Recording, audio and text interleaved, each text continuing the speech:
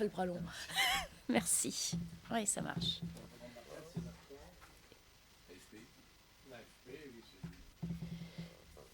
Et nos collaborateurs sont en cours. Non. Bien, Monsieur le Président, chers collègues, Monsieur le Général, Monsieur l'architecte en chef, nous sommes très heureux de vous accueillir aujourd'hui. Monsieur le Général Georgelin, président de l'établissement public chargé de la conservation et de la restauration de Notre-Dame de Paris, Monsieur Philippe Villeneuve, architecte en chef des monuments historiques, et Monsieur Casset et Monsieur Lebeau qui vous accompagnent pour cette première audition de notre groupe de travail. Je souhaite tout d'abord vous remercier pour votre venue pour cette audition inaugurale. Vous êtes tous deux aux avant-postes de la restauration de la cathédrale. Aussi nous a-t-il semblé essentiel de débuter nos travaux par vos regards complémentaires. Un regard à la fois rétrospectif pour retracer le chemin déjà parcouru depuis l'incendie, mais également prospectif pour dessiner les grandes perspectives à venir. Alors notre groupe de travail s'inscrit dans la continuité de la mission d'information que vous connaissez bien sur l'application de la loi du 29 juillet 2019 qui était présidée par Madame Brigitte Köster et dont la rapporteure était Madame Sophie Mette. Mission à laquelle j'ai participé en tant que rapporteure de la loi de 2019.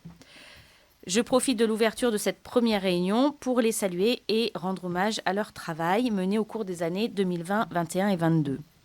Cette mission, vous le savez, avait été annoncée lors de l'examen de la loi pour suivre la mise en œuvre de celle-ci, et notamment certains de ces articles qui étaient particulièrement débattus, comme, pour les citer de mémoire, le sujet des ordonnances, le sujet de la restauration à l'identique, le sujet de la création de l'établissement public, qui depuis nous paraissent bien lointains, on va dire. Vous allez nous l'expliquer.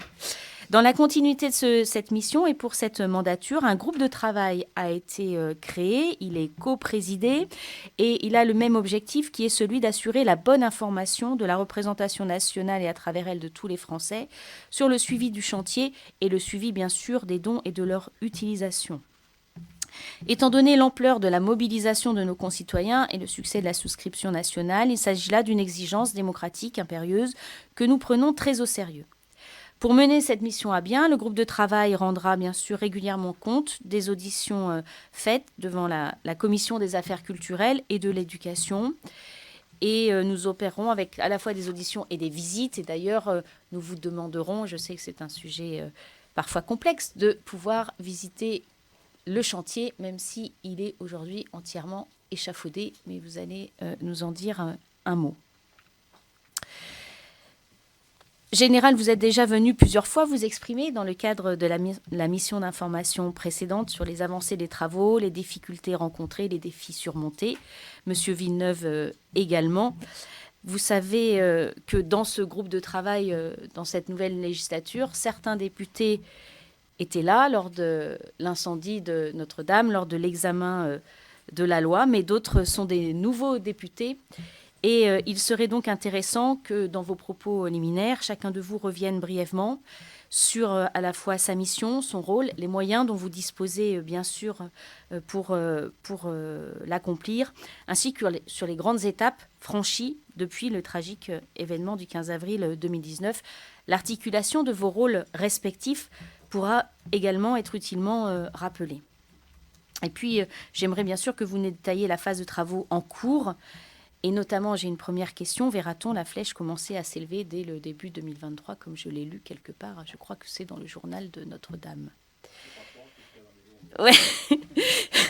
Le chantier de Notre-Dame, par son caractère totalement hors norme, continue de soulever de nombreuses questions. Et avant de passer la parole à Monsieur Odoul pour compléter ce propos introductif, j'en évoquerai certaines dès maintenant.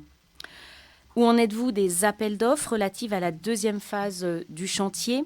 Et avez-vous rencontré des difficultés devant cette phase d'appel d'offres? Pouvez-vous nous donner une idée du nombre et de la diversité des entreprises retenues? Car c'est là, je crois, un sujet qui nous importe tous.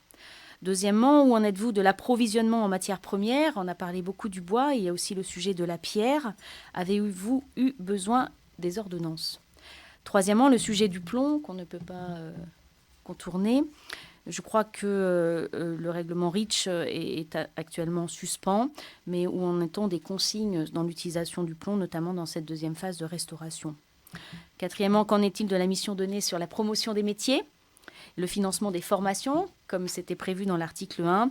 Et j'aurais une dernière petite question sur les riverains, car je travaille aussi avec ma collègue députée de la circonscription de Notre-Dame de Paris, qui bien sûr est intéressée par le sujet des riverains et des commerçants, mais je sais que vous les voyez vous aussi très souvent. Voilà, je passe la parole à Monsieur Odoul. Merci Madame la Présidente, mon général, Monsieur l'architecte en chef, chers collègues. Déjà, nous sommes très heureux de votre présence aujourd'hui, comme l'a dit Madame Brunira, et nous vous remercions vivement donc, pour cette audition inaugurale. Je tiens tout d'abord à souligner et à rappeler le choc qu'a constitué l'incendie de Notre-Dame pour l'ensemble des Français, pour chacun d'entre vous, pour moi-même. Ce choc a généré un effort, une solidarité extrêmement importante de la part de nos compatriotes, une collecte de fonds qui a largement dépassé nos frontières. Et rappeler que Notre-Dame est plus qu'un monument, c'est le symbole aussi de notre identité, de nos racines et plus largement de notre pays. Pour les nouveaux élus dont je suis, comme l'a rappelé ma collègue coprésidente, nous serions intéressés évidemment de bien comprendre la répartition des rôles entre la maîtrise d'ouvrage, la maîtrise d'œuvre, de revenir sur les immenses progrès déjà enregistrés dans l'enchaînement des étapes des travaux. Nous serions également très intéressés par les résultats de la collecte et la concrétisation des dons. Donc pourriez-vous nous donner les éléments financiers les plus récents dont vous disposez à ce sujet? On se rappelle évidemment des déclarations peut-être au début jugées très ambitieuses, mais qui semblent se concrétiser, déclaration du président de la République sur la réouverture à l'échéance de 2024. Pourriez-vous tous les deux revenir plus précisément sur la façon dont le chantier a pu fonctionner durant une période qui a été marquée, on le sait, par la crise sanitaire, sur les répercussions engendrées par les mesures de confinement qui auraient pu, en tout cas, nous le craignons, ralentir les travaux. Quelles difficultés plus spécifiques avez-vous alors eu à surmonter et comment y êtes-vous parvenu? Pour les auditions réalisées et les visites envisagées au sein du groupe du travail, nous aurons à cœur de nous pencher sur les métiers, les savoir-faire essentiels à la restauration de la cathédrale. Le chantier aura en effet par moments été confronté à la pénurie de certaines compétences, ce qui peut évidemment nous inquiéter. Nous devons collectivement saisir l'opportunité du chantier de la restauration pour mettre en lumière, comme ça a été rappelé par Mme Brunira, non seulement les métiers d'art, mais également les métiers de la construction. À ce sujet, pourriez-vous revenir sur les actions de formation qui pourraient être financées par le mécénat de l'Institut des métiers, qui a fait don de 2/3 du produit de la vente de son siège? Comme vous le savez également, notre groupe de travail serait très intéressé, désireux de pouvoir venir visiter le chantier de la cathédrale, ce qui serait indispensable pour nous, pour les collègues, de prendre la mesure à la fois de l'étendue des travaux, des difficultés et puis surtout des progrès qui ont été réalisés, bien que nous soyons tous conscients de la lourdeur qu'entraîne le maintien du protocole plomb. À défaut, est-ce que vous pourriez nous indiquer quels prochains événements, qu'ils soient expositions, conférences, pourraient nous permettre, à nous, membres de la représentation nationale, mais également au grand public, qui attend et qui est extrêmement impatient justement de pouvoir redécouvrir ce lieu emblématique, quels pourraient être ces événements qui nous permettraient de garder le contact avec la cathédrale? Je vous laisse à présent la parole pour une intervention, toutes les deux, une intervention liminaire, avant de prendre les questions de nos collègues, si vous le voulez bien. Bien, le menu est copieux. À mon avis, vous avez prévu jusqu'à 2 h du matin, non? Il va falloir débloquer les primes de travail de nuit. Alors, Madame la Présidente, Monsieur le Président, Mesdames et Messieurs, chers amis de la presse, je ne sais pas si ça vous... si c'est bien de dire que la presse c'est son ami. Je vais essayer de répondre dans un propos liminaire à la plupart des questions que vous avez dites, mais nous les approfondirons après et Philippe Villeneuve les complétera sans doute. Vous l'avez dit, je suis venu une fois devant la commission des affaires culturelles de l'Assemblée, 3 fois devant la mission... Comment ? Une par an. Et aujourd'hui, sous une appellation et une configuration nouvelle, c'est la 4e fois. J'ai noté, sauf erreur de ma part, que dans votre groupe de travail, il n'y avait que 3 personnes qui étaient dans la mission précédente. Voilà. Donc peut-être faudra-t-il reprendre après un certain nombre de choses, parce que, vous l'avez dit aussi, Madame la Présidente, le train a avancé, il a avancé vite, et en ce moment il avance très vite. Vous avez rappelé les débuts de cette aventure. Vous vous souvenez, puisque vous étiez à la commission et que vous étiez rapporteur de la loi, tout le monde ne voyait pas d'un bon œil la création d'un établissement public, alors qu'aujourd'hui tout le monde salue l'intelligence qu'il y a eu de mettre l'établissement public. Vous avez rappelé toutes les difficultés qui se sont présentées. Nous avons gardé la tête froide et avec Philippe Villeneuve, nous avons avancé résolument, guidés par la volonté absolue de rendre à la France et au monde cette cathédrale en 2024. Le délai de 5 ans avait été accueilli avec beaucoup de scepticisme. Aujourd'hui, sur le chantier, Philippe Villeneuve le confirmera, personne ne remet en question en doute que ce soit à la maîtrise d'ouvrage, à la maîtrise d'œuvre, dans les entreprises. Personne ne remet en doute que nous sommes bien en marche vers la réouverture en 2024. Ce qui ne veut pas dire qu'il ne puisse pas y avoir des événements, mais nous avons, notamment sur la base d'une extrême rigoureuse planification, fait en sorte que cet objectif soit atteint de manière réaliste.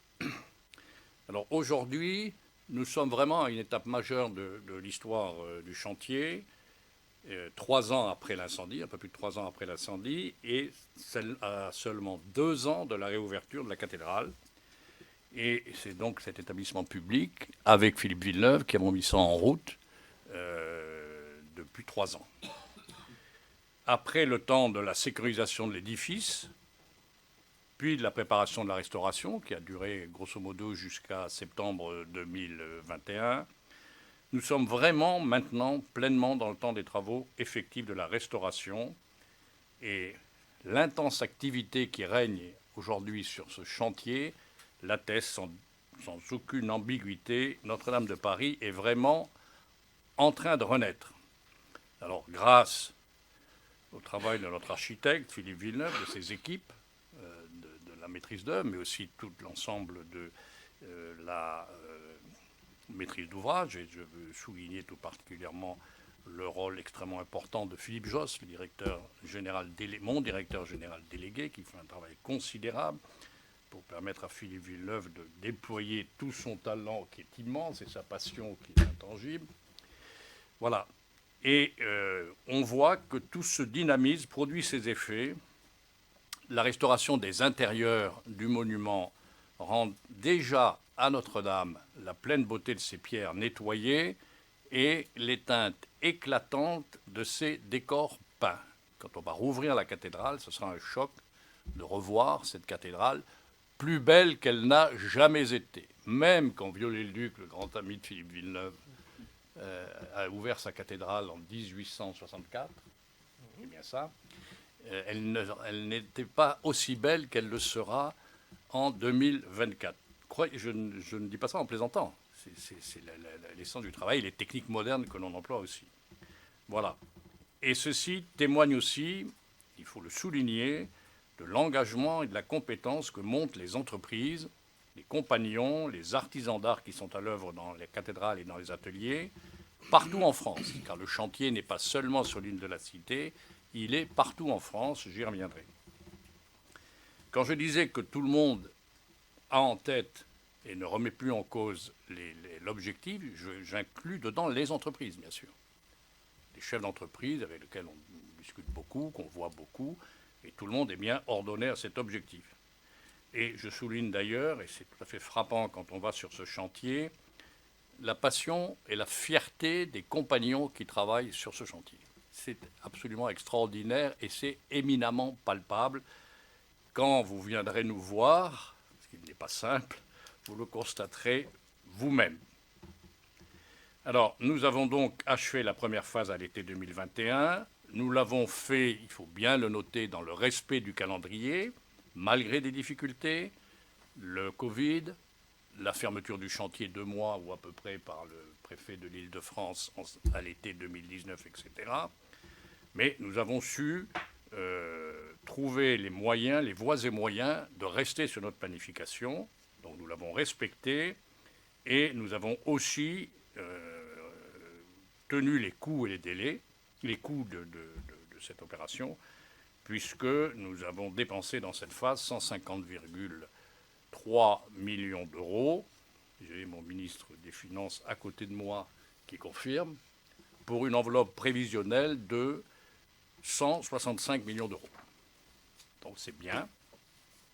Maintenant, nous sommes dans une période active de la réalisation des opérations préparatoires à la restauration, parce que avant la restauration, il y a tout un tas de travaux préalables à faire. Philippe Villeneuve peut-être l'expliquera mieux que moi tout à l'heure. Et notamment, vous l'avez évoqué, Madame la Présidente, cet important travail conduit notamment par Philippe Josse sur le travail d'appel d'offres de travaux afin de sélectionner les meilleures entreprises pour restaurer cette cathédrale. Alors, la phase de restauration dans laquelle nous sommes, nous l'avons décomposée en 5 sous-opérations sur la base de critères géographiques. Je reprends le terme villeneuvien, c'est géographique, c'est-à-dire la localisation dans la cathédrale. Comment ? Des zones, voilà, en termes de calendaire et en termes de priorité d'achèvement. Et chacune de ces opérations a motivé un appel d'offres divisé en plusieurs lots. Alors je vous les détaille parce que c'est important pour comprendre comment nous travaillons et pourquoi nous sommes confiants dans notre planification. Donc première sous-opération, elle concerne tous les nettoyages internes de la cathédrale, le traitement des baies hautes, les vitraux et les remplages, et toute la mise hors d'eau des parties basses de la cathédrale, les collatéraux, les déambulatoires et les chapelles. Ce premier appel d'offres comprend 37 lots qui correspondent à des découpages par corps de métier, mais aussi par zone géographique à l'intérieur de la cathédrale, et concerne de nombreux métiers d'art, vitrailler, peinture, ferronnerie, etc. Tout ceci a été attribué et les travaux sont bien en cours. La deuxième sous-opération, hautement emblématique, vous l'avez évoqué, vous n'avez pas pu vous empêcher, Madame la Présidente, de l'évoquer, car ça sera le signe de la renaissance de cette cathédrale. Elle est donc cette deuxième sous-opération consacrée à la reconstruction de la flèche. Flèche à l'identique, vous l'avez dit, depuis l'avis de la CNPA de juillet 2020. Je suis frappé de voir que d'ailleurs des gens, y compris dans les médias, n'ont pas perçu que la décision de la reconstruction à l'identique a été prise après ample débat, identique pour la partie extérieure de la cathédrale, c'est-à-dire la flèche, la couverture du grand comble et la charpente, forme et matériaux d'origine. Tout ceci a été décidé après, je redis, débat approfondi en juillet 2020. Donc cette sous-opération très emblématique, reconstruction de la flèche et voûte effondrée de la croisée du transept, Philippe Villeneuve et moi, du matin au soir, nous ne pensons qu'à ça et nous attendons. Philippe Villeneuve est impatient d'aller lui-même mettre la dernière pierre du transept Avec moi, bon. Comme il l'a fait, j'y reviendrai sur le voûtin nord, sur un des voûtins du transept nord. Oui, mais quand on fera ça, je peux vous dire qu'on dira c'est vraiment gagné. Parce que c'est vraiment le chemin critique de cette reconstruction et c'est le cœur des dégâts de cette cathédrale. Je ne dirai jamais assez qu'il y a peu eu de dégâts sur les œuvres d'art, etc., etc. Bon. Les travaux sont en cours. 7 lots sont attribués à cette reconstruction. Le dernier l'est aujourd'hui. Et nous avons commencé le montage de l'échafaudage qui prend appui sur le transept, après qu'ait été conduite sereinement, contrairement à ce que j'ai pu lire ici ou là, les fouilles archéologiques dans le respect absolu des règles, avec l'INRAP. Tout ceci s'est très bien passé. Je leur ai donné un mois de plus pour pouvoir terminer des intuitions qu'ils avaient, mais il n'y a pas eu d'esprit de bagarre ou de je ne sais quelle compétition. Donc on monte un échafaudage qui est actuellement arrêté à 26 mètres et qui terminera à 100 mètres. Philippe Villeneuve, peut-être tout à l'heure, nous expliquera ça de manière plus détaillée, car vous savez que le coq de la cathédrale est à 96 mètres. Et l'oculus zénital, pour parler le langage villeneuviens, lui est à 33 mètres. Et nous avons déjà installé les arcs qui préfigurent l'arrivée de Vital et les anges, etc. La troisième sous-opération concerne le chœur et la nef, avec la restauration des maçonneries incendiées, les murs bahus, les voûtes effondrées, le grand comble avec sa charpente en chêne et sa couverture en plomb. 15 lots ont été attribués à cette opération. Et les études d'exécution et les travaux préparatoires en atelier sont en cours. La quatrième sous-opération est consacrée aux installations techniques de la cathédrale. Alors c'est moins, évidemment, si vous me permettez cette expression, sexy ou attractif. Mais c'est le préalable à des travaux sérieux. Les réseaux électriques, le chauffage, etc. Les travaux d'accompagnement architectural permettant le passage des câbles et des réseaux, c'est fondamental. C'est fondamental. Si ceci n'est pas bien fait et n'est pas fait à temps, le reste ne peut pas être fait. Donc 12 lots dont l'attribution est en cours et ça devrait se terminer dans le courant du premier trimestre de 2023. La cinquième sous-opération s'intéressera à la restauration des beffrois. Je rappelle que les beffrois, ce n'est pas les tours, c'est les parties en bois qui tiennent les cloches. J'ai mis à ça, monsieur l'architecte en chef. Je suis l'élève de monsieur Villeneuve pour mon vocabulaire architectural, mais vous pouvez dire que je suis un bon élève quand même. Ah oui, oui, oui. Donc en particulier le beffroi, en particulier le beffroi dans la tour nord, celui qui avait été au centre de la dramaturgie de la nuit de l'incendie, et puis les aménagements liés au parcours du public dans les tours, les fameuses visites du CNM qui fait visiter les tours et empoche le résultat de ces visites financièrement. Et bien sûr, la reconstruction relative à cette sous-opération sera lancée dans le courant du premier trimestre 2023. Comment ? 3, je crois. C'est ça, non ? Pas complètement arrêté. Je vois, madame, que vous suivez avec une attention. Vous avez raison, j'ai donné le nombre de lots de tous, sauf là. Tous ces marchés de travaux sont complétés par une quinzaine de marchés de prestations dites intellectuelles et d'assistance indispensables au chantier, notamment pour les missions d'OPC fondamentales, l'ordonnancement, pilotage, coordination, du CSPS, coordonnateur de sécurité et de protection de la santé. Vous savez que nous sommes un chantier absolument exemplaire. Nous sommes scrutés de partout. Et quoi que nous en disions, nous sommes respectueux d'une manière exceptionnelle de tous les codes possibles et imaginables. Gardiennage, très important, car le site de Notre-Dame est évidemment un site tentant pour des gens qui voudraient faire parler d'eux. Économie de la construction, contrôle technique, métrologie, plomb amiante, sûreté, sécurité incendie, bois. Tout ça, c'est des soucis pour nous. Mais évidemment, ça ne se voit pas et tout ça sera oublié le jour où on ouvrira la cathédrale. Enfin, les installations de chantier de base vie, c'est évidemment nécessaire pour que chacun puisse bien travailler, qui sont héritées de la phase de sécurisation, ont connu des modifications importantes pour s'adapter aux besoins du chantier de restauration et de permettre à la maîtrise d'ouvrage, à la maîtrise d'œuvre et aux entreprises de travailler dans de bonnes conditions. Il s'agit par exemple des moyens de levage, des bungalows de chantier qui abritent les bureaux, vestiaires, douches, réfectoires, pour lesquels nous avons eu des mécénats. On parle toujours du montant de la souscription, 847 millions d'euros, mais nous avons des mécénats extrêmement importants. Par exemple, c'est l'Oxam qui a financé les installations de chantier sur le... Voilà. Pour l'ensemble de ces consultations que nous avons lancées, l'établissement public, la concurrence a joué pleinement et tous les lots ont pu être servis. Tous les lots ont pu être servis. Il n'y a pas eu Alors parfois, pas beaucoup de gens qui sont venus. Tous les lots ont été servis, sous le réserve de l'examen des offres et des candidatures encore en cours, mais nous n'avons pas d'inquiétude sur notre capacité à trouver des entreprises qui répondent aux lots que nous leur donnons.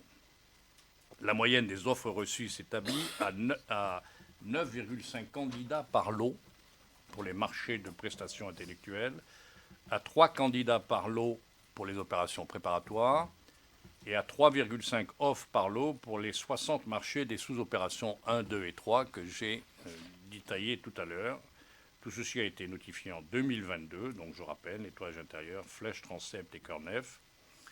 Les nombres d'offres reçues pour ces 3 premières sous-opérations étaient de 214. Entreprises qui ont répondu à nos demandes. Donc c'est très encourageant. Et les campagnes de communication et de sourçage systématique effectuées en amont des publications, des consultations, ont porté leurs fruits. En complément de ces marchés, nous bénéficions toujours d'un élan de générosité exceptionnelle qui se concrétise, je viens de le dire, par des mécénats de toute nature. Les bois des Charpentes ont fait l'objet de mécénats en nature de forêts publiques et privées et de scieries réparties dans toute la France. 45 scieries dans toute la France. Je l'ai dit, une partie des bâtiments de notre base vie a fait l'objet d'un mécénat en nature de la part de l'Oxam. Nous bénéficions de 2 bâtiments de plus de 1300 mètres carrés. Tout ça disparaîtra quand tout sera fini, mais c'est indispensable aujourd'hui. Et ça nous permet de travailler dans d'excellentes conditions au plus près de la cathédrale. Par ailleurs, le mécénat en nature de l'entreprise Sodexo est absolument remarquable puisque cette entreprise offre tous les jours des repas à tous les compagnons. Donc ça vient en plus, et ça c'est absolument remarquable, et c'est des repas d'une excellente qualité.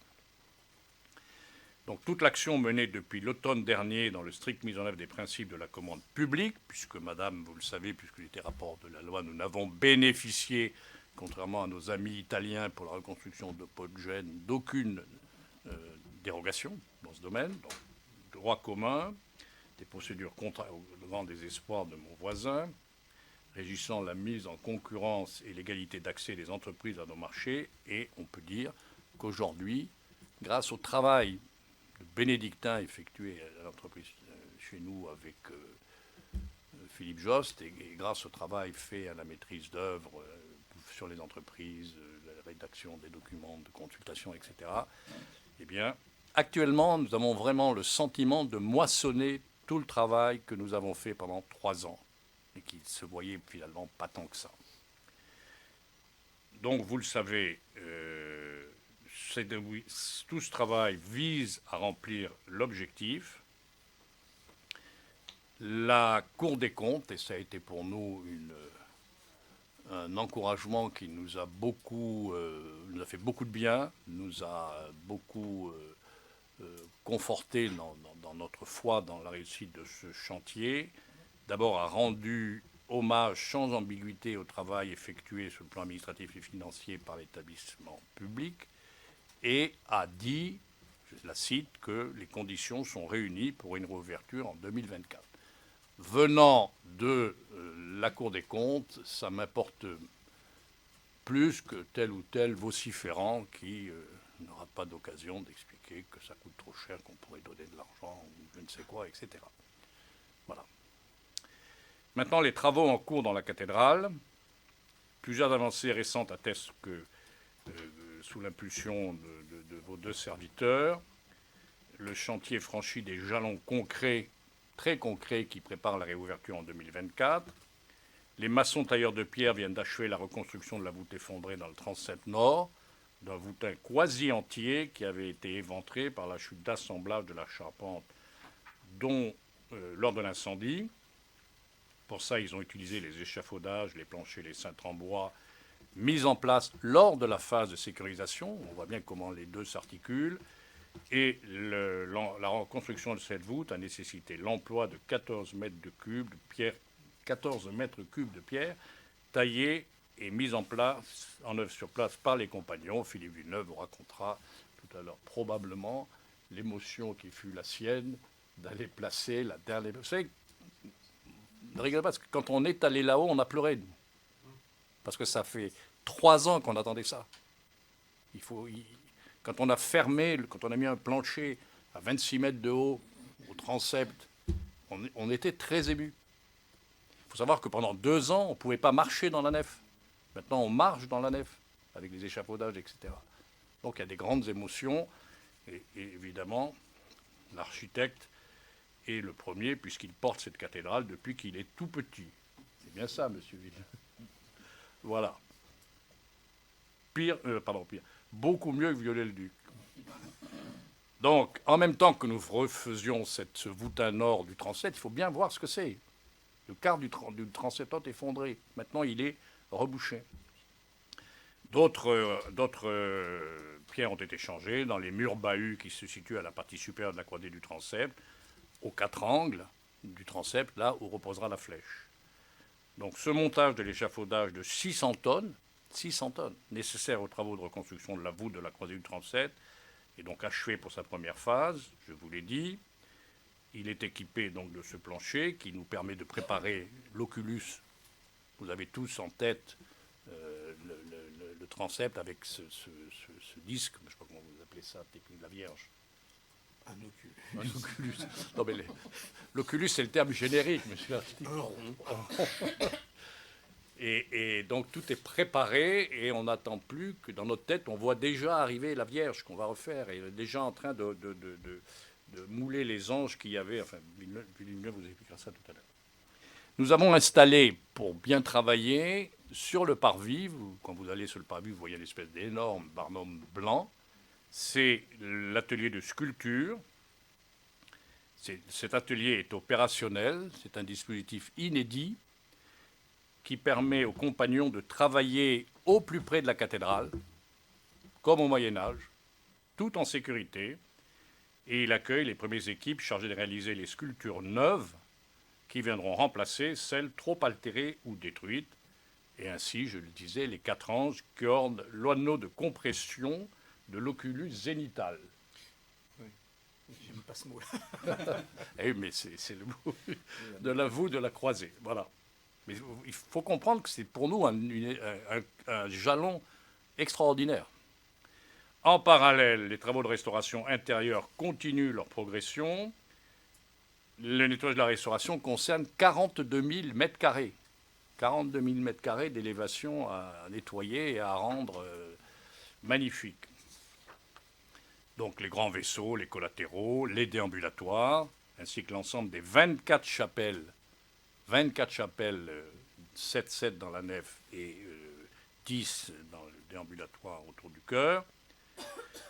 L'échafaudage du transept sud, dont les restaurations terminées, sous la pression et la baguette magistrale de Philippe Villeneuve, sont en cours de démontage en avance du calendrier initial. Ça veut dire quoi? Ça veut dire qu'à la fin du mois, on va voir le transept sud définitif, dans sa forme définitive.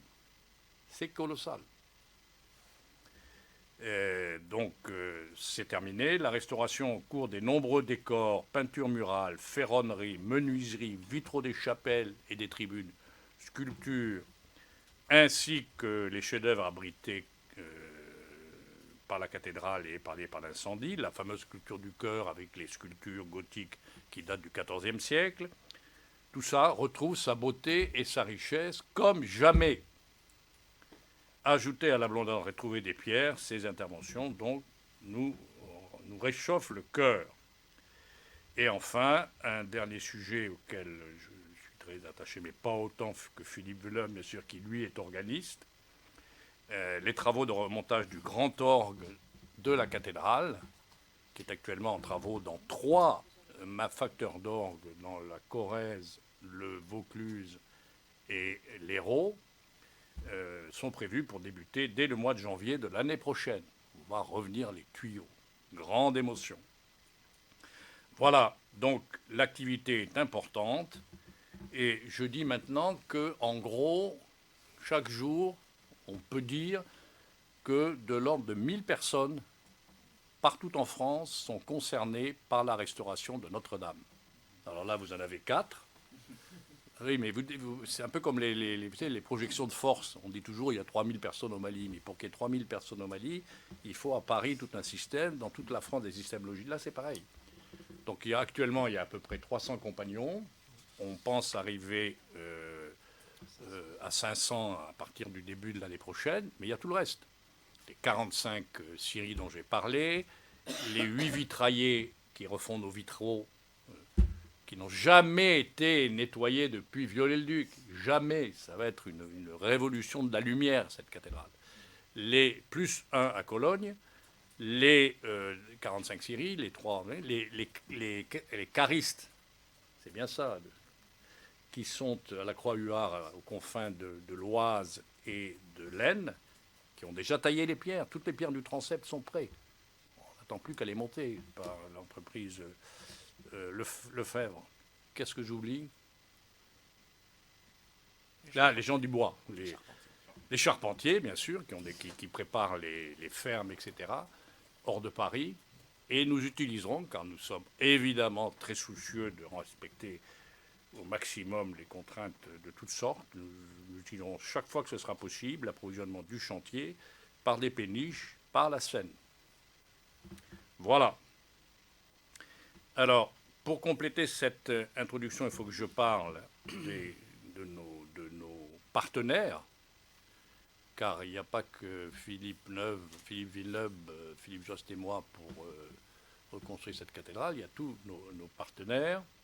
D'abord, le diocèse de Paris, qui est l'affectataire cultuel de la cathédrale. Je rappelle que je restaure une église catholique à travers son archevêque, donc, Monseigneur Ulrich, avec qui nous avons noué d'entrée d'excellentes relations, car il est très concerné, très à l'affût de tout ce qui se passe sur la cathédrale. Quand il est arrivé à Paris pour la première fois le 9 mai, de la gare du Nord, puisqu'il arrivait de Lille, il s'est rendu à la cathédrale. Pas rue de Barbet-de-Jouy, pas rue Chanoinesse, à la cathédrale où je l'ai accueilli. Et avant son installation le 23 mai à Saint-Sulpice, il est d'abord allé à la cathédrale pour se recueillir. Voilà. Donc il y a une forte mobilisation de sa part pour assurer la réouverture de cette cathédrale en 2024. Le diocèse, vous le savez, est responsable de l'aménagement liturgique de la cathédrale, dont il assure la maîtrise d'ouvrage et le financement. Aucun euro de la souscription ne va à l'aménagement liturgique. Mais ça doit s'articuler évidemment avec le chantier, car tout ça doit être assuré en cohérence, et c'est mon rôle, de sorte que tout le monde soit prêt en 2024. Un document de limite de prestation entre les deux chantiers, c'est-à-dire le monument et le liturgique, a été élaboré et il a fait l'objet d'une présentation au conseil d'administration de l'établissement. Voilà, dans ce cadre, l'archevêque de Paris a engagé dès octobre 2022 des consultations qui vont lui permettre de sélectionner les artistes à qui il confiera la conception et la réalisation du futur mobilier liturgique et des chaises, car maintenant on ne parle plus de bancs, on parle de chaises, bancs qui avaient défrayé la chronique. Les assises seront des chaises, pour toujours parler le jargon local. donc nécessaire à la reprise du culte dans la cathédrale de 2024. Et pour l'éclairer dans ses choix, l'archevêque s'est entouré d'un comité artistique qui réunit, en plus de personnalités qualifiées, des représentants du diocèse, du ministère de la Culture et de l'applaudissement public, et évidemment Philippe Villeneuve. À noter également l'arrivée du nouveau recteur archiprêtre de la cathédrale, monseigneur Olivier Ribado-Dumas, en septembre 2022, le monseigneur Chauvet ayant été affecté à la prestigieuse paroisse de la Madeleine, et qui a immédiatement pris à bras le corps tous ces sujets avec qui nous travaillons de manière confiante et efficace. Deuxième partenaire, la ville de Paris. Elle est un partenaire important puisqu'elle est responsable du projet d'aménagement des abords de la cathédrale. Elle n'a pas souhaité déléguer cette opération à l'établissement public comme la loi lui permettait. Et elle assure donc la maîtrise d'ouvrage ainsi que le financement. C'est très bien comme ça pour moi. L'établissement est cependant associé au travail mené par la ville depuis qu'elle a lancé cette opération d'aménagement urbain qui permettra d'installer la cathédrale dans un écrin véritablement digne d'elle. Nous avons été, l'établissement public comme le diocèse, partie prenante dans le jury créé par la ville dans le cadre de la procédure du dialogue compétitif qu'elle a mis en place et qui a permis de retenir l'équipe menée par le paysagiste Bas Smets afin de réaliser le projet d'aménagement des abords. L'établissement public a également participé aux commissions techniques de ce dialogue compétitif, c'est l'expression employée par la ville, et a contribué à la définition du programme qui a servi de base au travail mené pendant toute cette procédure. Depuis, nous continuons à entretenir des échanges réguliers avec la ville et avec l'équipe lauréate, Basmet, afin de garantir une bonne coordination entre les futurs travaux et ceux que nous menons sur la cathédrale, mais aussi pour nous assurer que les besoins et contraintes propres de la cathédrale sont bien pris en compte dans le projet des abords, gestion des accès et des flux notamment. Là aussi, nos relations avec nos correspondants de la ville sont très bonnes et les échanges avec les équipes de la ville sont fluides et constructifs. Avec ces deux partenaires ainsi qu'avec le ministère de la Culture, la Direction générale des affaires culturelles de l'Île-de-France, la DRAC, le Centre des monuments nationaux qui gère le circuit de visite des tours de la cathédrale, nous travaillons à la définition des conditions de réouverture de la cathédrale. En effet, mon objectif dans le cadre de la restauration de la cathédrale est de livrer un édifice apte à recevoir des fidèles et le public. Les visites pourront être réalisées, doivent pouvoir être réalisées dans des conditions de confort et de sécurité convenables.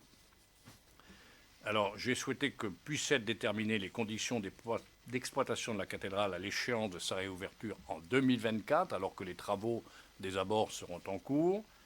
Ça passe par le lancement d'une étude confiée à une entreprise spécialisée dans l'ingénierie de gestion technique, dont la mission est de proposer, en concertation avec toutes les parties prenantes, une organisation et un cadre de gestion, d'exploitation et de maintenance de la cathédrale réouverte.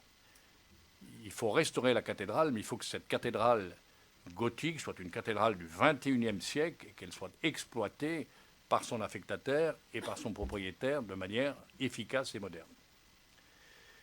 Il est indispensable que, de ce point de vue, les responsabilités et les rôles de chacun des acteurs soient parfaitement définis. De même, nous avons confié à une entreprise spécialisée une étude sur les conditions provisoires liées à la réouverture de la cathédrale en 2024 pour prévoir les aménagements provisoires donc, qui seront nécessaires dans le contexte du lancement de ces travaux sur les abords du chantier. Ensuite, vous avez, Monsieur le Président, évoqué cette question, les actions de mise en valeur du chantier et des savoir-faire. Donc nous sommes très soucieux, d'ailleurs la loi nous en fait explicitement, nous missionne explicitement sur ce point. Nous devons donc mobiliser toutes les actions nécessaires à travers Donc des actions de programmation et de médiation culturelle auprès de tous les publics, de communication audiovisuelle et numérique, et de communication auprès de la presse et des médias. Nous avons participé, comme en 2021, en 2022, à la 39e édition des Journées européennes du patrimoine, en offrant aux visiteurs la possibilité de découvrir un véritable village du chantier. Ça a été deux journées tout à fait extraordinaires. Nous avons eu plus de 20 000 visiteurs, ce qui est énorme, de gens très concernés, très attachés, qui nous ont marqué beaucoup leur soutien et qui attendent avec non pas espoir, parce qu'ils savent que ça va se faire, mais de manière ardente, la réouverture de cette cathédrale. C'est important, l'intérêt du public. Nous travaillons également pour continuer, pour satisfaire cette curiosité. Comme nous travaillons à des initiatives qui prendront leur place en 2023. Vous savez que nous avons un numéro de la Fabrique de Notre-Dame qui a un succès considérable. C'est un mécénat de LVMH via Connaissance des Arts. Donc le 20 septembre paraîtra le numéro 4, avec une diffusion donc, qui sera programmée début janvier 23, et il fera le point sur l'avancement des opérations de restauration en cours via la chronique du chantier. L'animation, naturellement, des réseaux sociaux de l'établissement public, Instagram, Facebook, LinkedIn, s'identifie afin d'informer et documenter de façon régulière et réactive les avancées du chantier. Et nous venons d'ouvrir une chaîne YouTube qui a beaucoup de succès. Je vois, Madame la Présidente, que vous le découvrez. J'espère que quand vous sortirez, vous irez avec le Président regarder nos petits films YouTube qui regroupent l'ensemble des vidéos produites et facilitent ainsi une large diffusion.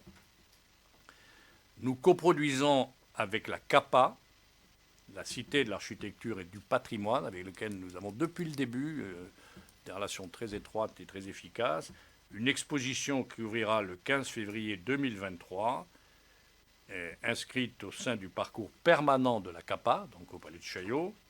Cette exposition s'intitule « Notre-Dame de Paris, des bâtisseurs aux restaurateurs », et ce sera l'occasion de redécouvrir la cathédrale et son histoire depuis sa construction jusqu'au chantier d'aujourd'hui, avec une interview exclusive de Philippe Villeneuve pour expliquer comment aujourd'hui il a réendossé la tenue de Viollet-le-Duc. Enfin, une programmation culturelle complète et ambitieuse sera proposée au public d'ici début mars aux abords de la cathédrale. Toujours, ça répond à votre préoccupation. Elle s'articulera en 3 points. Une exposition de photos sur les palissades du chantier qui sera renouvelée afin de rendre compte de l'avancée du chantier de restauration. Ce n'est pas négligeable. Si vous allez, je sais pas, si vous allez vous promener dans la branchée, c'est extraordinaire le succès qu'a cette exposition. Le nombre de gens qui s'arrêtent, les photos, nous les avons mises en place en 2020. Et pourquoi ça marche? Parce que alors là aussi, c'est un mécénat, Jean-Charles Decaux, etc. Et c'est d'une extraordinaire qualité, photographe magnum, etc. Donc ça plaît, et nous allons renouveler les photos. Et c'est aussi important pour les commerçants de la rue du Cloître, qui apprécient beaucoup Et moi, je suis frappé chaque fois que je vais à la cathédrale. C'est impressionnant le nombre de gens qui sont là, en train de prendre, à défaut de pouvoir venir jusqu'à nous, ils sont là, mais qu'ils patientent. 2024, c'est demain. Un dispositif de borne Timescope va être installé sur le prix du parvis de la cathédrale. Elle proposera en libre service et de façon gratuite la diffusion d'un film bilingue de 3 minutes en réalité virtuelle, présentant le chantier et les métiers qui sont mobilisés. Enfin, un espace dédié à la cathédrale nommé Espace Notre-Dame va être installé sous le parvis, dans l'ancien parking souterrain, concédé par la ville de Paris à la société Amaclio. Plusieurs œuvres complémentaires y seront proposées par l'établissement public, le diocèse Orange et Amaclio, dont l'expérience naturellement immersive, car aujourd'hui on ne peut pas avoir d'expérience qui ne soit pas immersive, en réalité virtuelle, éternelle Notre-Dame qui a déjà été présentée à la Défense, au sommet de l'Arche. Succès énorme malgré son coût, 30 € à l'époque. Alors que là, ça sera gratuit. Non. Combien? En discussion. Vous voyez, le ministre des Finances, tout de suite. Nous y proposerons pour notre part, dans ce sous-sol, une exposition nommée Au cœur du chantier. Ce sera pour nous ce que nous avions en tête de faire une véritable maison du chantier. Et elle permettra de répondre à l'attente des nombreux visiteurs qui ne peuvent pas rentrer dans la cathédrale et qui se rendent près de chez nous pour s'informer. Elle a 4 objectifs. Un lieu d'information gratuit sur le chantier de Notre-Dame, à la fois scientifiquement rigoureux, didactique et à proximité immédiate de la cathédrale, c'est important. Rendre accessible le chantier de Notre-Dame fermé au public en présentant 2 composantes majeures, les métiers mobilisés et les opérations de restauration, c'est aussi dans la loi, nous devons, et ça marche, pas mal. Mettre le chantier de Notre-Dame à la portée du plus grand nombre grâce à un lieu pédagogique accessible à tous les types de publics, individuels, scolaires, touristes étrangers, etc. Et sensibiliser les plus jeunes au métier du patrimoine et aux enjeux de sa restauration. Quand on fera le bilan après, on verra l'impact fort et positif de ce chantier pour les métiers d'art en France. Nombre de gens, grâce à tous les reportages qu'ils voient, qui disent « je veux travailler sur ce chantier ». Par exemple, les cordistes, que j'appelais les forces spéciales de Notre-Dame, ont fait beaucoup de recrutements parce que ça a plu aux gens. Vous savez, quand on démontait l'échafaudage sous le regard de M. Villeneuve. Ben, c'est vrai. Jour et nuit en plus. Jour et nuit, parce que je disais tout à l'heure, quand j'ai expliqué, on nous a permis le chantier 2 mois, le Covid, etc. On a rattrapé par l'aménagement du travail.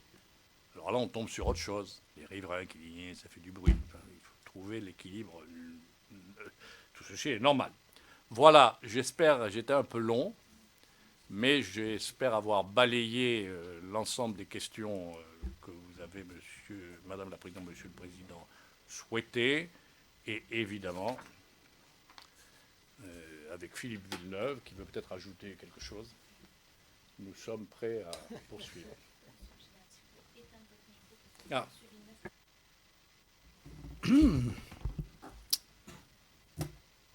Je ne sais plus quoi dire.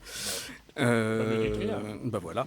Non, non déjà, bon, effectivement, comme l'a rappelé le général, nous traversons là une période assez excitante parce qu'on voit effectivement le résultat des efforts que tout le monde donne, que ce soit les entreprises, nous-mêmes et la maîtrise d'ouvrage. Et là, c'est vrai que c'est très enthousiasmant. Donc, personnellement, j'ai un peu plus le moral qu'avant. Surtout que là, on voit ce que sera la cathédrale dans quelques mois, dans 24 mois.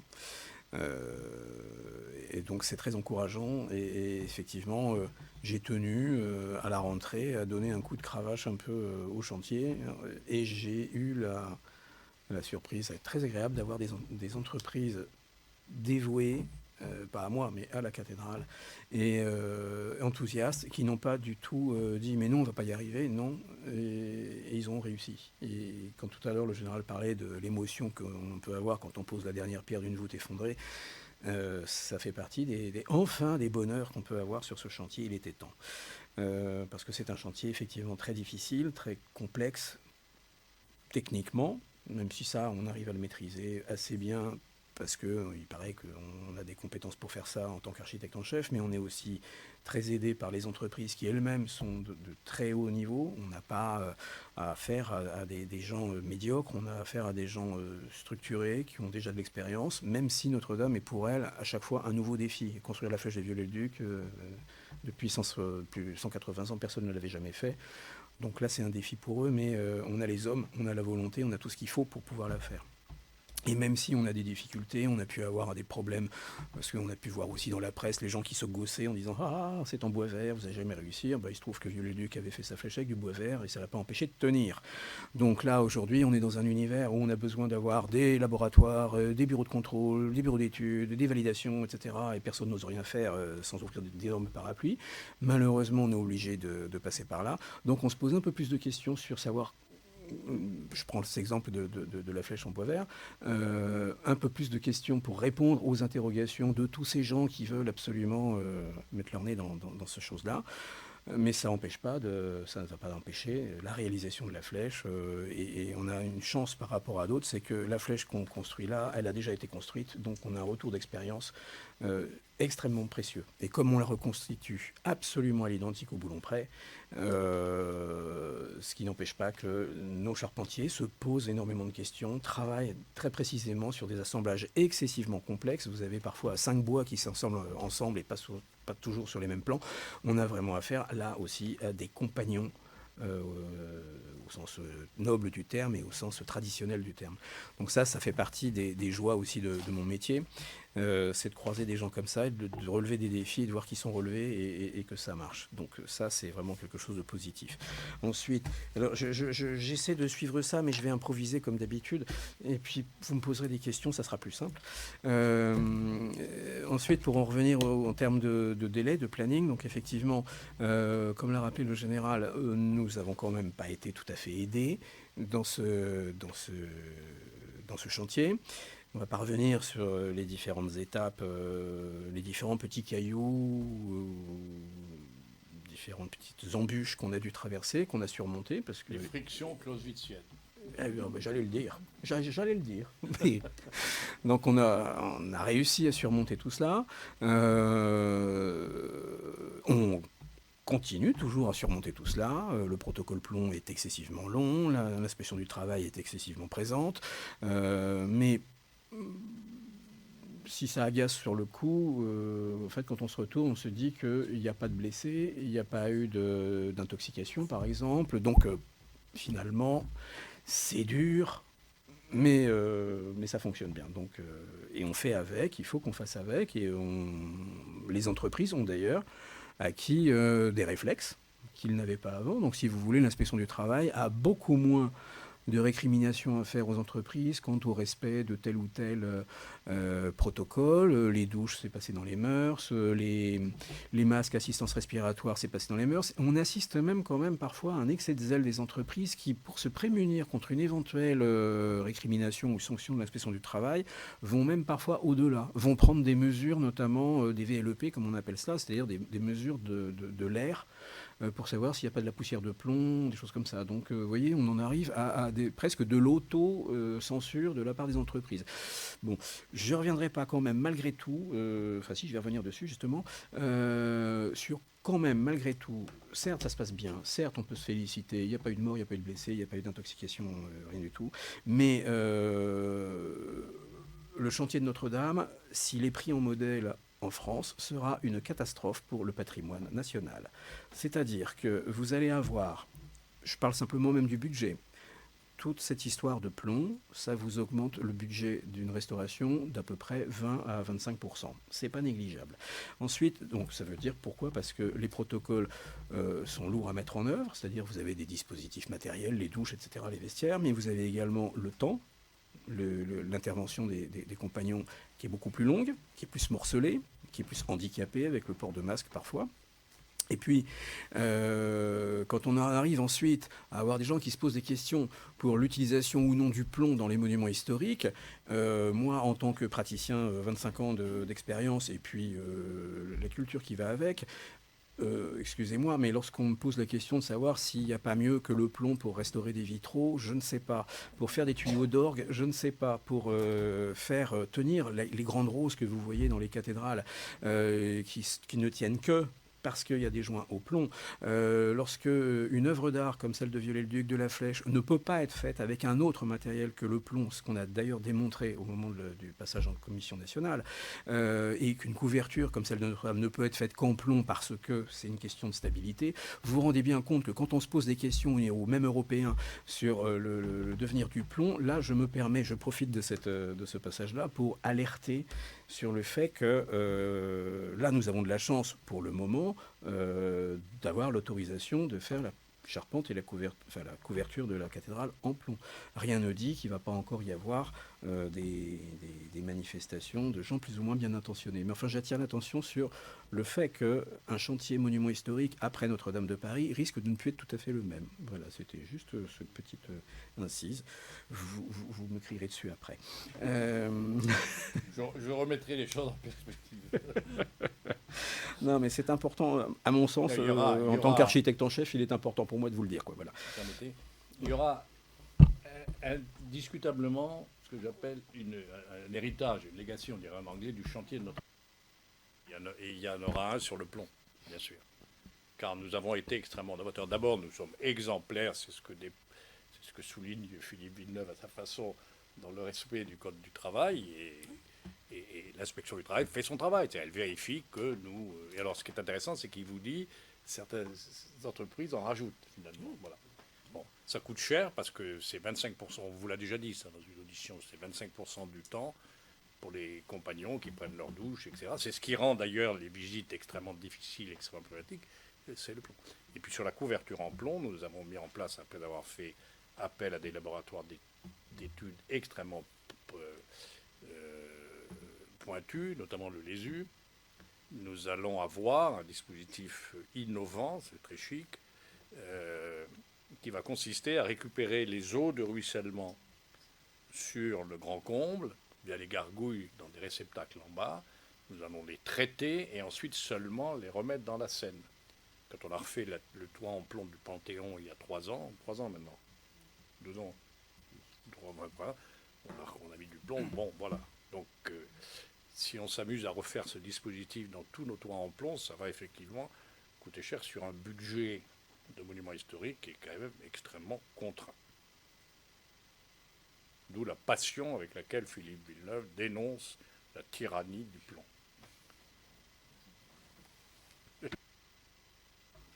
Pas plus que ça. Non, ouais, enfin voilà, non, c'est important. C'est aussi pour mes confrères que c'est au nom de mes confrères et c'est pour l'héritage de ce chantier. Voilà que je signale ça. Alors si je suis un peu rapidement les questions qui m'ont été transmises.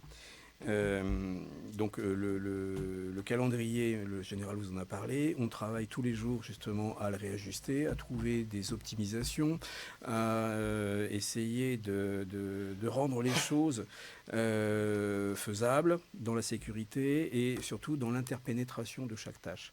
C'est le boulot de l'OPC, mais c'est aussi le boulot de l'architecte qui doit aussi dire à l'OPC de faire rentrer telle ou telle date dans son planning. Et c'est vrai que je veille particulièrement de très très près au respect du délai et je suis quasiment tous les jours dans la cathédrale pour voir, inspecter, booster, pousser les entreprises et ensuite en réunion passer le message qu'on n'est pas n'importe où, on est à Notre-Dame de Paris, que c'est pas parce qu'on a, et ça aussi il faut le dire, c'est pas parce qu'on a un délai extrêmement contraint que l'on bâcle et que l'on ferait de la sous-restauration bien loin de là. D'ailleurs, on est encadré de partout, l'inspection générale, on a beaucoup de comptes à rendre un peu à tout le monde en ce qui concerne un contrôle scientifique et technique qui est régulièrement mené sous l'autorité du ministère de la Culture. Donc on est régulièrement, on va dire, auditionné, audité et surveillé par nos instances. Et donc le travail qui est fait, je vous le garantis, est vraiment d'une extrême qualité et je suis très fier du travail qui est produit par les entreprises. Donc c'est vrai que ce délai, avec toutes les contraintes qu'on a pu voir s'accumuler au début et qu'on essaye de surmonter, c'est notre préoccupation de tous les jours et on espère effectivement qu'il n'y ait pas notamment d'intempéries qui nous empêcheraient d'utiliser les grues. Il faut savoir qu'une grue, à partir de 35 km/h, on ne peut plus s'en servir. Le vent en automne et en hiver est souvent largement au-dessus. Donc ça aussi, c'est du temps que l'on perd à ne pas faire ça, mais en attendant, on travaille sur d'autres éléments. Donc tout ça, c'est le travail d'équipe qui est fait avec la maîtrise d'œuvre, la maîtrise d'ouvrage et aussi donc l'OPC. Ça, c'est des choses importantes. Mais comme on l'a dit, demain, nous n'aurons plus que 2 ans exactement pour ouvrir les portes de la cathédrale et on a bon espoir que ça puisse tenir. Il n'y a pas de problème pour le moment à l'horizon. Ensuite, les difficultés qu'on a rencontrées, je vous en ai déjà raconté quelques-unes, c'est pas la peine de revenir, notamment avec le plomb. Vous me parlez des fouilles archéologiques. Le général en a parlé de son côté. Moi, je vais rajouter juste 2-3 petites choses. C'est vrai qu'elles se sont insérées à un moment où déjà nous, de toute façon, structurellement, il fallait qu'on sache ce sur quoi on allait mettre nos 600 tonnes. Donc, on a demandé à ce que des sondages soient faits. Ensuite, le SRA et l'INRAP ont mis en place un programme de fouilles préventives. La question, c'était sur quoi allons-nous bâtir cet échafaudage de 600 tonnes. On savait que Viollet-le-Duc avait creusé le sol pour mettre des galeries de chauffage. Et à l'époque, déjà, c'était un novateur. Il était architecte du 19e siècle avant d'être un restaurateur aussi. Et donc, il avait doté la cathédrale d'un chauffage à air pulsé chaud. Donc, il y avait des calorifères et puis vous aviez l'air chaud qui passait déjà par les grilles. Et pour faire ça, il a pris sa pioche et puis il a creusé des tranchées dans le sol. Alors, on imagine que Viollet-le-Duc était quelqu'un de très scientifiquement. Il a fait sa tranchée, il est tombé sur 3 cailloux, il les a mis de côté, ensuite c'est parti au Louvre, et ensuite il a fermé son truc, il a mis son pavage. Nous, on s'était dit, Viollet-le-Duc est quelqu'un de sérieux. Il a donc pratiqué des fouilles. Et tout le monde pensait que Viollet-le-Duc avait fouillé le sol de la cathédrale pour faire ces installations-là. Que nenni, en réalité, on s'est aperçu qu'il avait mis ses tranchées et laissé intact tout ce qu'il y avait autour. Alors évidemment, il fallait qu'on sache aussi qu'est-ce qu'il y avait dans les parties intactes. Et là, on a fait des sondages, et là, nous sommes tombés sur des petites merveilles, donc notamment les vestiges des sculptures du Jubé du XIIIe siècle, qui fermaient le chœur. Donc les chanoines étaient enfermés dans leur clôture, et tout le reste de la cathédrale était livré au peuple, mais le clergé se réunissait dans cette clôture. On a gardé les 2 clôtures du nord et du sud du XIVe, mais on a perdu cette clôture-là, et on a perdu également celle du rond-point. Donc ces cailloux ont été soigneusement mis dans une fosse au pied, à l'entrée du chœur et à l'entrée de la grille qu'a posée ensuite Robert de Cotte. Et la chose extraordinaire, c'est que contrairement aux vestiges que Viollet-le-Duc avait trouvés avec sa pioche, les vestiges qu'on a sont polychromes, d'une extrême fraîcheur, avec du rose, du bleu, de l'or, d'une qualité de sculpture incroyable. Donc évidemment, quand on a vu ça, on a dit allez-y, continuez, parce que c'est pas demain qu'on va y revenir. Et donc effectivement, j'ai pu lire aussi, tout comme le général, quelques articles dans la presse, se réjouissant d'un éventuel conflit entre l'établissement public, l'architecte et les archéologues. En fait, pas du tout. Il se trouve que ces fouilles ont été menées dans le cadre de notre planning, dans ce que l'on appelle quelque chose qui n'est pas sur le chemin critique. C'est-à-dire qu'on avait le temps de faire ces choses-là. Donc on a laissé le temps aux archéologues de faire leur travail. Et ensuite, on a fait des tas d'études pour savoir comment on allait combler le trou laissé par les archéologues, trouver le matériau, faire des études pour savoir si les 600 tonnes pouvaient tenir dessus sans risque de tassement, parce que c'est important aussi ce qui se passe au-dessus. Et donc évidemment, comme tout archéologue, ils imaginent qu'il y a encore des trésors derrière, mais si on réfléchit un petit peu, nous sommes quasiment à la limite, c'est-à-dire de la fondation du mur du Jubé. Et comme les fondations sont encore là, je pense que si on a laissé 2 cailloux, c'est guère plus, mais nous avons vraiment fait le maximum. Quand on a ensuite envisagé des fouilles à l'intérieur du chœur, comme certains aimeraient le faire, il n'est pas du ressort, en tout cas de notre chantier, de faire des fouilles préventives à cet endroit-là, parce que fouilles préventives, ça veut dire que c'est avant des travaux. Or, il se trouve que sur cette zone-là, on ne fera pas de travaux, on ne déposera pas les dalles de marbre, donc il n'y a aucune raison pour nous, en tout cas, d'envisager des fouilles au-delà de notre réouverture. Donc ça, je le dis aussi parce que je l'ai vu également traîner dans la presse. Et je dois quand même veiller à ce que mon planning soit tenu et que ma cathédrale puisse s'ouvrir... que la cathédrale puisse s'ouvrir... Et d'ailleurs, vous voyez, vous me posiez la question, quelles sont les relations avec l'INRAP et la DRAC? Eh bien, elles sont parfaites, elles sont très bonnes, parce que justement, il y a une collaboration qui se fait, qui s'effectue, des échanges. Avec la DRAC, c'est essentiellement aussi avec la conservateur de la cathédrale, qui est Marie-Hélène Didier, qui s'occupe précisément aussi des objets, donc toute la partie restauration des objets de la cathédrale, des toiles, des mets, des vêtements sacerdotaux, de tous ces éléments-là qui ont été sortis de la cathédrale, sont aux mains justement de Marie-Hélène Didier, qui gère tout ça et qui ensuite va revenir, tout ça va revenir dans la cathédrale. Donc on aura vraiment, c'est choquant sûrement de dire ça, mais cet incendie aura été une opportunité pour la cathédrale dans sa totalité, dans sa globalité. Non, mais c'est bien ce que je dis, vous savez. Il s'impatiente. Vous pas? Bien, tant mieux. Non, mais c'est important parce que la restauration de la cathédrale, en fait, va toucher non seulement les murs, les voûtes, la charpente, la couverture, mais aussi tout le mobilier, les grandes orgues, les lustres, tout. Et quand vous allez dans la cathédrale, ce que je vous souhaite très bientôt, vous verrez que dans une chapelle, vous avez effectivement les vitraux, les peintures, les mobiliers, les grilles, tout y passe. Alors que en temps normal, on aurait fait une chapelle et ça aurait été assez compliqué à gérer. Je vais vite, puisque finalement, j'ai pas grand-chose. Voilà. Bon, mais c'était parfait. Ben voilà. J'étais pas mal. Hein. C'était pas mal. Voilà, pas mal. Hein. Un peu court, peut-être. Non, mais voilà, je pense que si vous avez des questions, je suis là. Mais autrement, c'est vrai que le général... Nous sommes là. Merci à vous deux pour ces longs propos liminaires, mais effectivement, vous avez répondu à nombre de nos questions. On va maintenant passer aux questions de nos collègues. Je passe la parole à Annie Genevard qui me l'a demandé. Et chers collègues, n'hésitez pas à Claudia après. Merci Madame la Présidente, Monsieur le Président général, Monsieur l'architecte en chef. Je voudrais tout d'abord vous dire à quel point nous sommes passionnés de vous entendre. J'avais assisté à votre première intervention dans la Commission des affaires culturelles.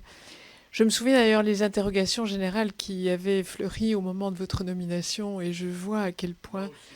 Oui, je vois à quel point les esprits chagrins sont aujourd'hui parfaitement démentis par la façon dont vous organisez, vous conduisez avec Monsieur Villeneuve ce chantier magnifique qui est le chantier de la France finalement. Et tout ce que vous nous avez dit aujourd'hui, l'émotion que vous avez ressentie à certaines étapes clés de la restauration, nous brûlons de les partager aussi lors d'une prochaine visite, Madame la Présidente, Monsieur le Président. Je me souviens avoir fait une visite avec la commission, tu étais peut-être là, Anne. Nous avions visité la cathédrale, nous avions eu la chance de visiter la charpente historique. Et évidemment, je crois que avec cette restauration en tout point exemplaire, Notre-Dame va connaître une deuxième vie, peut-être même au-delà, compte tenu des étapes qui ont prévalu à sa construction, aux modifications qu'elle a connues dans son histoire. J'ai une demande à vous faire. Tous les supports numériques que vous utilisez pour populariser ce chantier, pour le faire connaître à tous les Français. Est-ce qu'il est possible d'en avoir l'intégralité des liens pour que nous puissions les faire valoir auprès de nos propres réseaux sociaux? Je voulais vous poser également la question du numérique. Quel a été l'apport du numérique dans ce chantier? Quel est l'apport du numérique dans ce chantier? Est-ce que les entreprises qui sont des entreprises patrimoniales, qui utilisent parfois des savoir-faire ancestraux, quel apport de la modernité dans la restauration du chantier, Monsieur l'architecte en chef, Monsieur le général?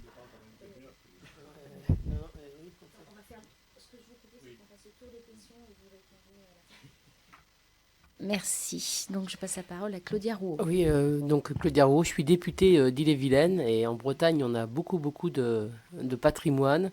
Alors moi, je suis vraiment enchantée d'être dans ce groupe de travail. Hein. Je vous remercie de m'y avoir autorisé.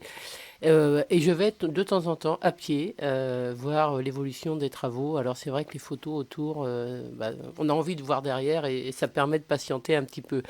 Donc... Moi, je vais pas vous poser de questions, tout simplement parce que j'avais déjà un rendez-vous. Je vais être obligé de partir. Donc, par respect, si j'ai pas de réponse, je préfère ne pas vous poser de questions. L'interrogation que j'avais, moi, à l'annonce du président de la République sur la reconstruction, c'est qu'en Bretagne, même si on a encore beaucoup d'entreprises de restauration de patrimoine, il y a quand même de moins en moins de jeunes, et notamment, par exemple, sur les tailleurs de pierre, où c'est un métier très, très dur. Et donc, enfin, je ne vais pas poser la question, mais je pense que ça sera intéressant de savoir combien aujourd'hui de jeunes sont rentrés en formation avec des chiffres précis par rapport, enfin, je pense qu'on devrait avoir ces chiffres au niveau des compagnons, justement parce que la cathédrale a montré que avoir une excellence aussi dans des métiers aussi techniques que charpentier, eh bien, c'était aussi important que toutes sortes de métiers. Moi, je crois à beaucoup au compagnonnage. Donc, c'est un chiffre que j'aimerais avoir parce que, très sincèrement, je n'y croyais pas sur les 5 ans. Voilà, en tant que Bretonne. Si, vous, je vous faisais confiance, mais j'avais peur que vous ne trouviez pas d'entreprise. Et pourquoi j'ai demandé les lots? Parce que c'est impressionnant d'avoir quand même autant de réponses. Nous, quelquefois, il y a une entreprise qui répond. Et quand il y a une entreprise, eh bien, il y a toujours le risque que ce soit une entreprise qui ne soit pas au niveau. Voilà. Donc, merci. Je suis obligé de vous quitter. Merci beaucoup. Et puis, j'espère vous revoir très vite, là-bas. Merci. Je donne la parole à Sophie Mette.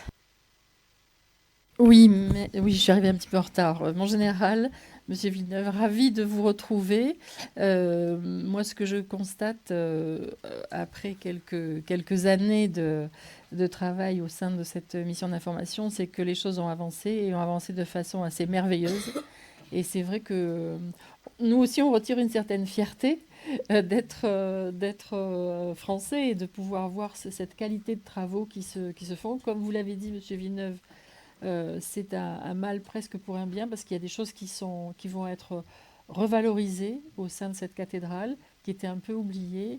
Et grâce on va dire, au savoir-faire français et grâce à nos artisans, je crois que la cathédrale sera embellie. En tout cas, messieurs, merci beaucoup.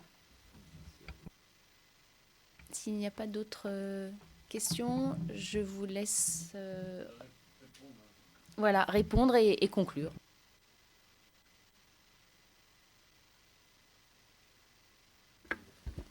C'est le temps. Oui, bien sûr. Non, mais c'est 11h30 normalement. Il y a un vrai chantier scientifique dans la cathédrale. C'est-à-dire que nous resterons à l'identique, mais nous le faisons avec les moyens d'aujourd'hui. Vous avez un livre, on va vous le faire envoyer, vous l'avez peut-être publié sous l'égide du CNRS, Philippe Hillman, qui patronne 15 groupes de travail, 9 groupes de travail qui étudient les pierres, les peintures, le fer, les émotions. Il y a un groupe là-dessus qui étudie de manière scientifique et qui constitue, avec le LRMH, le laboratoire de recherche des monuments historiques, tout un amassage, une consolidation de tout ce que Philippe Villeneuve sera plus compétent que moi pour le dire, tout ce que l'on découvre sur la manière dont cette cathédrale a été construite, etc. Autrement dit, le fait que nous reconstruisions à l'identique ne veut pas dire que nous reconstruisons un monument de l'époque médiévale. La cathédrale, dans son fonctionnement après la réouverture, sera ultra moderne dans ses réseaux, dans ses approches, etc. Mais elle le sera à partir d'un monument gothique dont on aura respecté complètement l'esprit, etc. Mais Philippe Villeneuve va dire ça mieux que moi. Est-ce qu'on distinguera bien ce qui est refait de ce qui est originel? Non. Non. Je sens que je pose une question sensible. Non, justement. Alors ça, c'est mon point de vue à moi. Mais enfin, ceci dit, c'est pas que mon point de vue. Mais il est entendu qu'il est hors de question que Notre-Dame de Paris porte la moindre trace de l'incendie du 15 avril. C'est une volonté. Et comme je l'ai déjà expliqué, puis ça va plaire au général Georgelin, je compare souvent la Joconde, enfin Notre-Dame à la Joconde. il viendrait à l'idée de personne, si jamais elle avait été balafrée, de laisser la balafre au prétexte qu'il faut absolument qu'on ait la trace de la balafre. Et Notre-Dame de Paris est un chef-d'œuvre qui ne souffrirait pas d'avoir la moindre balafre liée à cet incendie. Ceci dit, la trace de l'incendie, vous pourrez toujours la voir dans les murs gouttereaux qui sont situés au-dessus des voûtes. Donc lorsqu'on visitera la charpente, on verra toujours les murs avec les marques de la rubéfaction, puisqu'ils sont restaurés. Là, c'est de la restauration, ce qu'on appelle de la cristallisation. C'est-à-dire que toutes les pierres qui sont un peu éclatées, on injecte des résines, on injecte des mortiers très légers, on met des petites tiges en laiton, en fibre de verre pour tenir l'ensemble, on enduit ça correctement, et ça fait une restauration. Donc ça sera la seule chose qui va être visible de l'incendie. Ensuite, pour en revenir à votre aspect numérique, la question du numérique, oui, ça aide. Notamment, on a eu la chance d'avoir eu un relevé nuage de points, comme on dit, de l'ensemble des voûtes. Et quand on a conçu les cintres pour supporter les voûtes effondrées, mais également en prévision de reconstruire celles qui ont disparu, nous avions finalement le modèle. Donc on sait aujourd'hui que la voûte qu'on va reconstruire dans la nef sera exactement au millimètre près à la hauteur où elle était au moment de l'effondrement. Donc ça, c'est l'apport du numérique, ça nous a servi. Après, on a également eu recours à des analyses en 3 dimensions de la flèche. Tout a été modélisé dans tous les sens pour justement vérifier si structurellement elle tenait, elle résistait au vent, résistait à la neige, etc. Qui sont des obligations qu'on doit faire maintenant pour un édifice retenu du public et puis surtout une structure comme celle-ci qui est quand même terriblement audacieuse. Donc on a eu besoin effectivement de tout ça. Tout l'aspect numérique a été important. Puis j'en oublie plein parce que moi je suis un peu...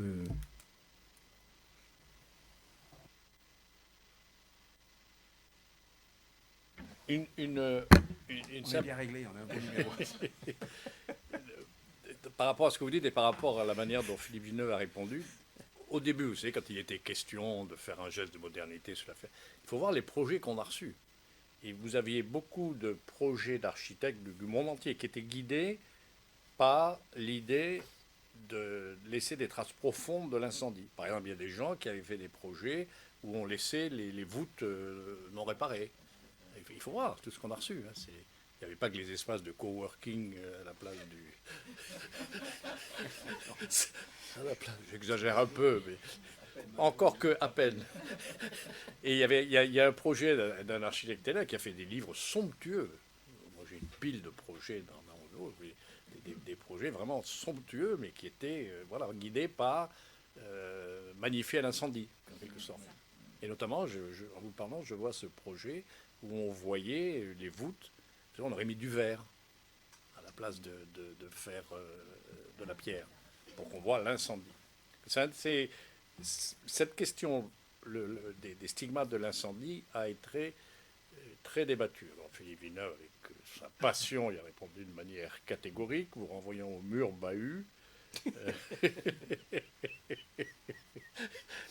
Mais voilà, en tout cas, c'est des questions. Alors, ce qu'il faut voir, c'est qu'à chaque question comme ça, c'est là où il ne faut pas se faire noyer. C'est là où il faut une répartition des tâches très importante, parce qu'il faut répondre à tout ça, dans les débats, etc. Et puis ici, et après partout, quoi. Voilà. Notre vie est un chemin de croix, mais magnifié quand on remet la dernière pierre d'un voûtin. Merci beaucoup, Monsieur le Général, Monsieur l'architecte en chef. Nous allons conclure. Je commence et puis vous finissez, Monsieur le Président. Merci beaucoup pour tous les éléments apportés. Nous allons poursuivre nos auditions maintenant en accent sur certains sujets, mais bien sûr, nous auditionnerons aussi tous les partenaires, tous vos partenaires dans ce chantier. Et puis, nous espérons vous revoir sur le chantier, mais nous en reparlerons. Et quand nous pourrons, nous accueillerons.